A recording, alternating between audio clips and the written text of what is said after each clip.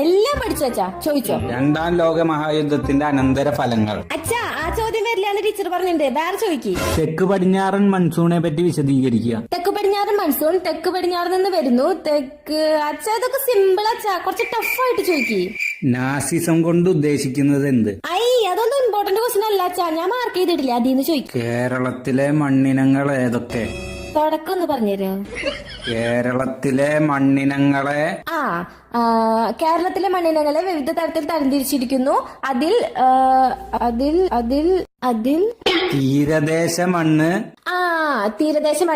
തീരദേശ മണ്ണ് എക്കൽ എന്താ എക്കൽ മണ്ണ്. എക്കൽ മണ്ണ് തീരദേശ മണ്ണ് എക്കൽ മണ്ണ്. പിന്നെ നല്ലൊരു പേരുണ്ടായിരുന്നല്ലോ അച്ഛാ. ലാറ്ററൈറ്റ് മണ്ണ്. ലാറ്ററൈറ്റ് മണ്ണ്. പിന്നെ ഇപ്പൊ തന്നെ പഠിച്ചോളാം അച്ഛാ. ഇപ്പൊ കിട്ടും. ചുവന്ന മണ്ണ്.